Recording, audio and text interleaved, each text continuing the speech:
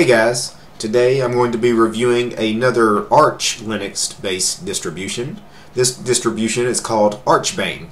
Archbang is an Arch based Linux distribution that features the Openbox window manager. Archbang was inspired by the old Crunchbang Linux distro of years past. Archbang has been around a number of years. They've been around 8 years or so. And back when they first started, Crunchbang Linux was a very popular Linux distro based on Debian stable that used the Openbox window manager. And a lot of the Arch guys, really loved that Crunchbang distro, but rather than running it on Debian stable, they wanted to create a rolling release model based on Arch. So that was how Archbang Linux was inspired and how it got started. I've installed Archbang a number of times over the years. It's not quite as user-friendly of an install or a distro to use as some of the other Arch-based Linux distros I've reviewed on this channel, and I've reviewed a lot of Arch-based distros. This is, a little bit more intermediate level as far as getting it installed and up and running than some of the others I've reviewed. That's why I waited a little while to review this one, even though this is a distro I'm pretty familiar with. So I'm going to download the ISO for Archbang. I'm going to download their most recent snapshot and install this inside Virtualbox. Okay, I downloaded the ISO. The ISO was only about 650 megs or so in size. Alright, when we first load up the ISO, we have our little boot menu here. Our options are Archbang Linux Openbox, that launches us directly into a live environment.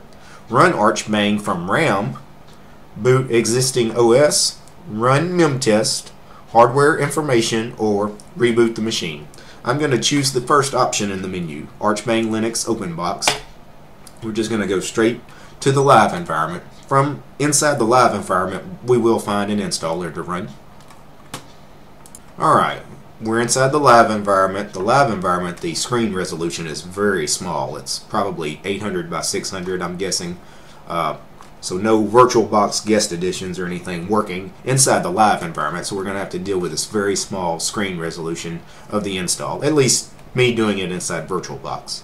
So being Openbox, I'm going to right click on the desktop. And I get my Openbox menu here. Installer is located in the menu. I'm going to click that. And it launches a program called AB Install for Archbang Installer. Alright, and then we have 1 through 10 here that we have to run through. 1 is partition scheming, so I'm going to choose 1, hit enter, ask me about the partition scheme. I have options for default, LVM, LVM plus LUKS, or maintain current. I'm going to choose 1 for default partition scheme. Alright, now to set up our partitions, we have to use some sort of, program, terminal-based, text-based program, and the options for doing our partitions are CFDisk, CGDisk, FDisk, GDisk, or parted. You have to be familiar with one of these programs, unfortunately, to set up your partitions. Either that or open up a wiki, and go through some wiki installation instructions. I know a little bit how to use the number 1 option here, CFDisk, so I'm going to choose 1.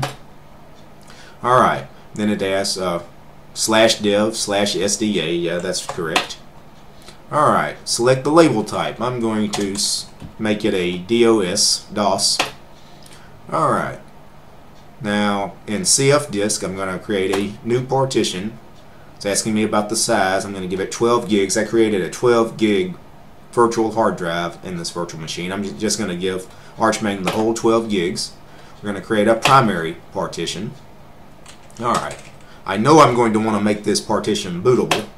I'm not going to create a swap either, so I'm only making this one partition. I'm going to make it bootable.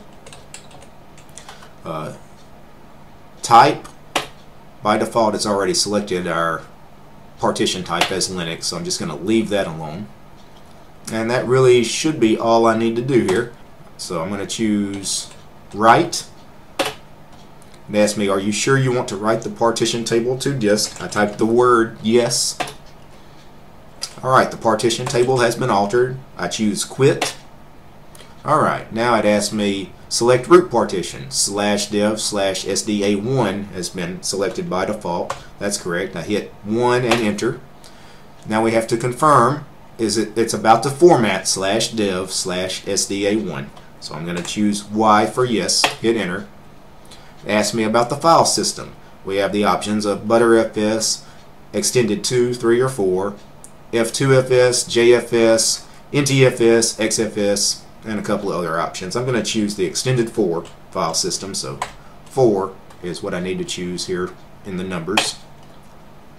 Alright, then it asks me about select swap file system. I do not want to create a swap on this virtual machine, so I'm just going to choose 3 in the menu for skip.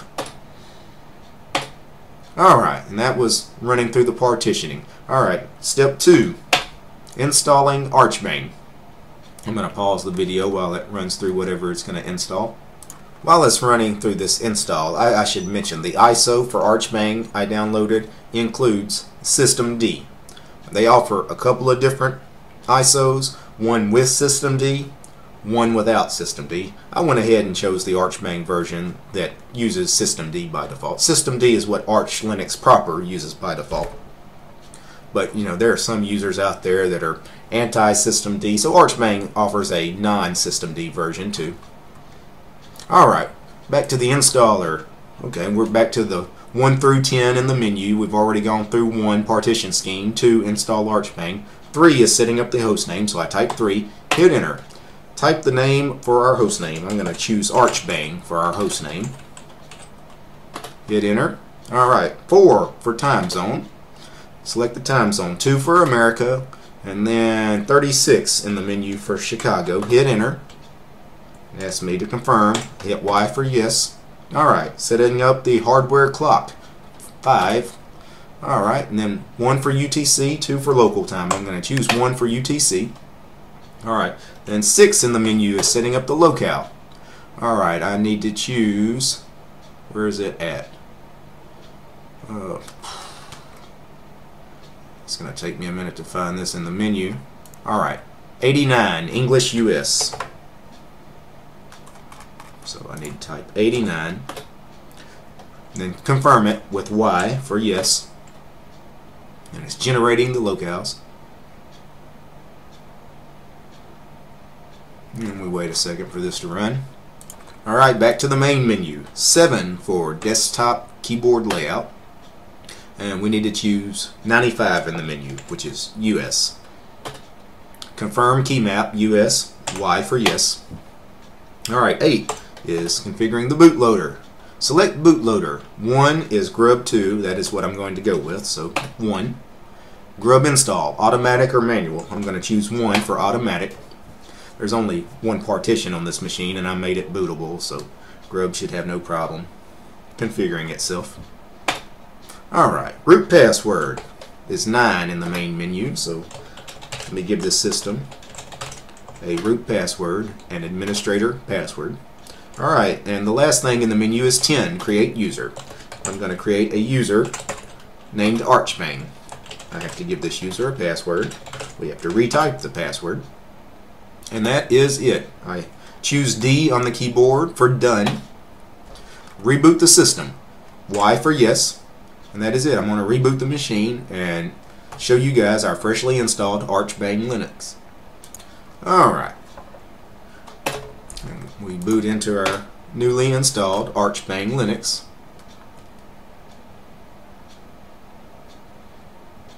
Let's see how long boot up time takes. Okay. And it looks like it logs us in automatically rather than sending us to a login manager to type in username and password. I probably, if I was actually going to run this on my main machine, I would set this up to ask me for a password before just automatically logging in me to the desktop, just for privacy reasons. We still have this very small screen resolution, 800 by 600, so that's going to be a problem. I need to try to get the Virtualbox guest editions up and running. The first thing I'm going to do, since this is a rolling release distribution, I know it probably needs to update a few things, so I'm going to open up a terminal. And I'm going to run sudo pacman -s, capital S, lowercase y, lowercase u. Alright, and I get errors here.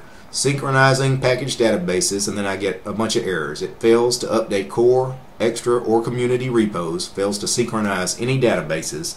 So this is partly what I was talking about of how it's not the most user-friendly Arch-based Linux distro. The installer was not that user-friendly, really, having to set up the manual partitioning and programs like CF, disk, or parted. This here is another thing. Basically, we have to configure our mirror list to be able to use the package manager. Let me show you how to do that. So the command you need to run here in the terminal is sudo nano. So sudo to give ourselves super user privileges. Nano is a text-based text editor because we're going to have to edit a text file here. And then /etc/pacman.d/mirror_list. And it opens up a text file. This is all the mirrors for Arch Linux. It is a very long list. Every single line of this text file, though, begins with a £, which means all these lines are commented out. They, they're not used. They're not used by the system. We have to uncomment some of these lines in the mirror list to actually have Pacman use these mirrors. So I'm going to scroll down to the bottom of this very long mirror list, and we have United States here. And I'm going to just start uncommenting some of these mirrors. So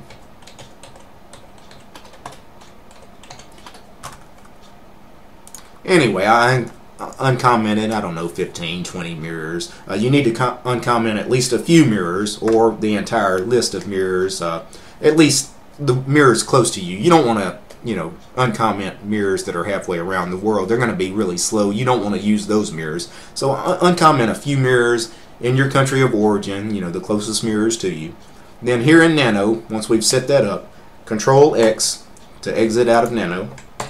It's going to ask, do you want to write these changes to the file? Yes. So Y for yes. Asks you the name of the file. It's already chosen /etc/pacman.d/mirrorlist. Hit enter. Now when I go back and run, that sudo pacman-syu,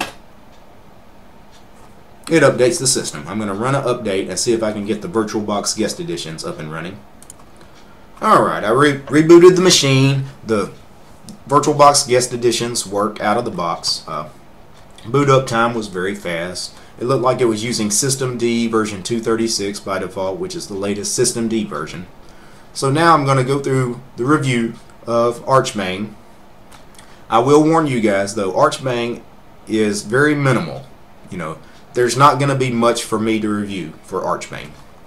Let me show you. So right click on the desktop, opens our Openbox menu. We have our run program command, which I can type a program and run it. Say I want to launch Firefox. It launches Firefox. This is the latest version of Firefox, Quantum. Let me close that. So that's your run program command. We have terminal. This is the LX terminal, the standard terminal in the LXDE desktop environment. We have browser, Firefox again. We have our file manager. Looks to be PCMan-FM. It is. PCMan-FM is a lightweight, minimal file manager. Really nice. We have editor, our text editor. I click on text editor. Nothing happens. Failed to execute child process mousepad. So that link, it expects to open a program called Mousepad, which is the standard text editor in XFCE. Apparently it's not installed on this system, so it can't open it. So that's a bug. Check that out, Archbang devs. Alright, under applications, accessories, we have Leafpad installed. Leafpad spelled funny. It had a 3 in it instead of an E. L3AFPAD is the way they're spelling this version of Leafpad. That's a little weird. Anyway, Leafpad, nice, minimal, lightweight text editor. Under Internet, we have nothing installed. Firefox. Under Sound and Video, we have nothing installed, really. Dead Beef, which is a lightweight, minimal audio player. Really nice, lightweight audio player. It's not in a lot of repos out there, though, so you don't see Dead Beef installed by default on too many systems. But it's a really nice music player. Under System Tools, we have nothing installed really by default. We have our File Manager, our Terminal, and the Tint to panel at the bottom. This is our panel.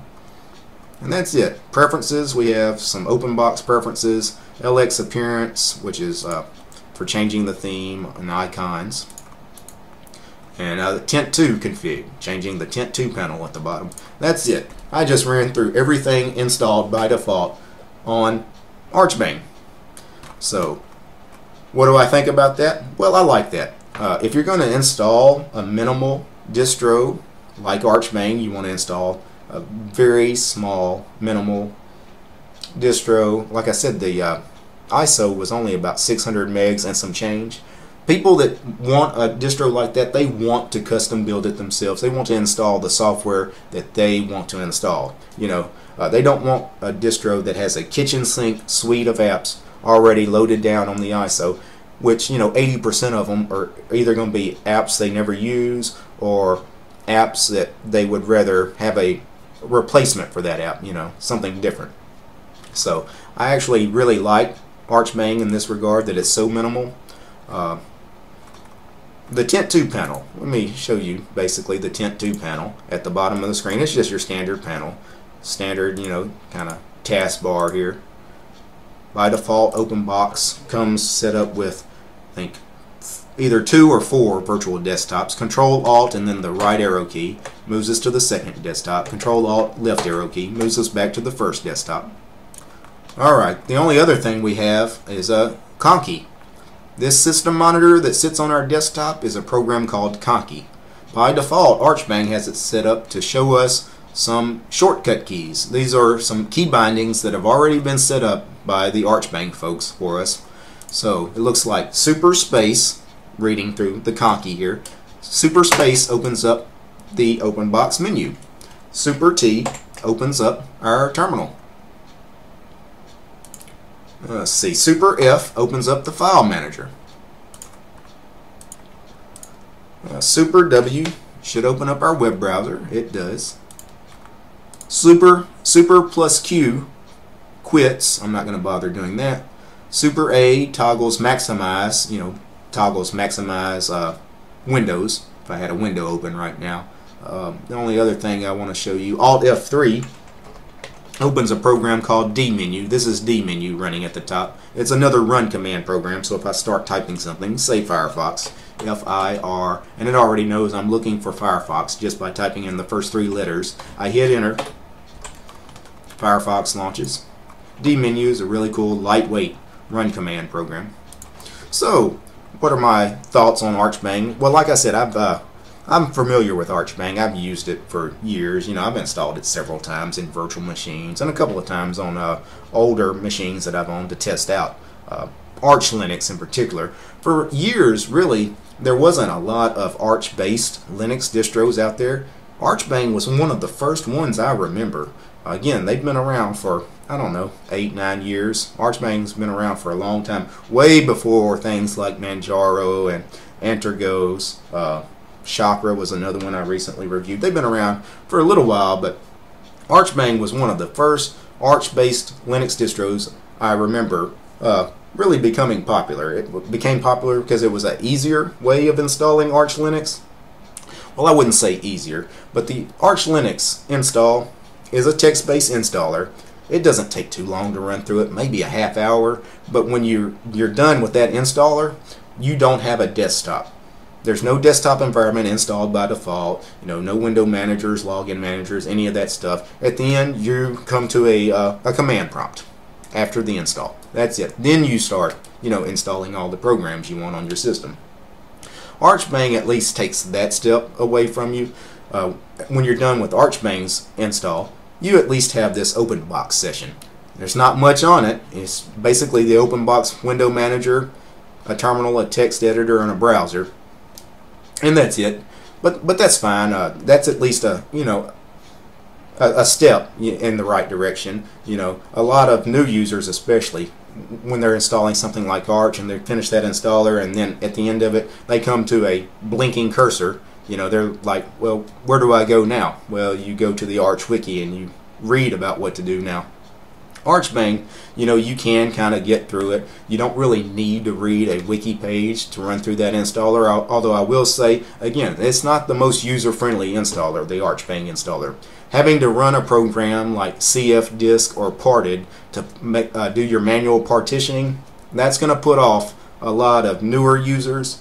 Having to use a terminal-based partition manager like that, and also having to edit that mirror list the way I had to get our package manager up and running. That's another thing that might trip up new users. But again, for intermediate to advanced users, Archbang is a fantastic Linux distro. Again, 100% fully compatible with Arch. It's basically Arch with a little bit easier install. And if you were already going to install the Openbox window manager on top of Arch Linux anyway, it's the way to go. Peace, guys.